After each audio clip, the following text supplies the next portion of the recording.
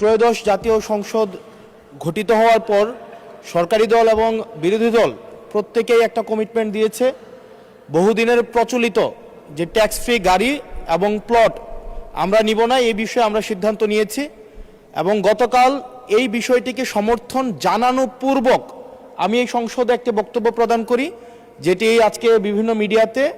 এটা একটা বিভ্রান্তি ছড়ানো হয়েছে। আমি আমার জায়গা থেকে যেই ট্যাক্স ফ্রি গাড়ি আমরা নিব না এবং প্লট এই সুবিধাটি যেটা আমরা নিব না, এই সিদ্ধান্ত সমর্থনপূর্বক আমি জানিয়েছি জেলা পরিষদের চেয়ারম্যান, উপজেলা পরিষদের চেয়ারম্যান, পৌর মেয়র, ডিসি, ইউনো, এসিল্যান্ড সহ অন্যান্য সরকারি অফিসার সরকারি কার্য পরিচালনা করার জন্য যেভাবে সরকারি একটি গাড়ি পেয়ে থাকে, ঠিক একই প্রক্রিয়ায় আমাদের যারা সংসদ সদস্য আছে তাদেরকে ঠিক একই প্রক্রিয়া একটি গাড়ি ব্যবহার করা